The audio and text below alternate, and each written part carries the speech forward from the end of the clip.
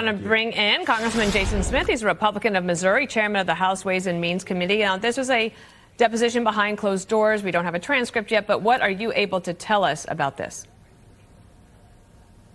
Well, Dana, yesterday, what we saw out of James Biden is that all he focused on was protecting the family brand.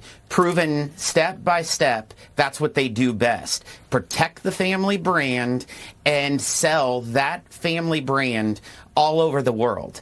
Dana, the family brand is Joe Biden. We have numerous WhatsApp messages and also emails that came from the IRS whistleblowers that intimately showed James Biden, along with Hunter, Tony Bobulinski, Rob Walker, and other associates selling the brand to foreigners all over the world. And the brand is Joe Biden. So just to repeat the quote he gave, I've had a 50-year career in a variety of business ventures. Joe Biden never had any involvement or any direct or indirect financial interest in those activities. Are you saying that's not true? And if so, did he lie?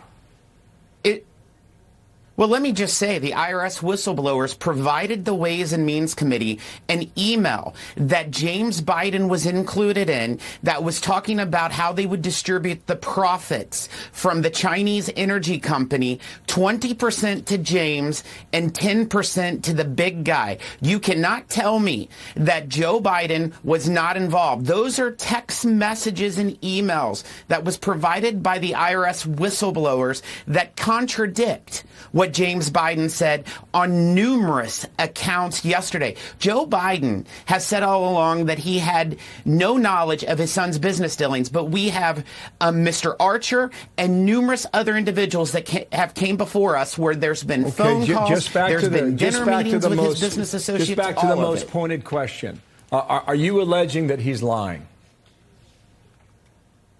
He's definitely not telling the truth. It's complete hogwash what he's saying. And so people are going to have to be held accountable. I sure hope the Justice Department is paying attention to what's happening.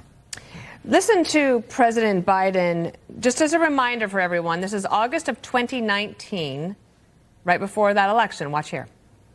First of all, I have never discussed with my son or my brother or anyone else anything having to do with their businesses, period. And then you had Hunter Biden say this just this past December.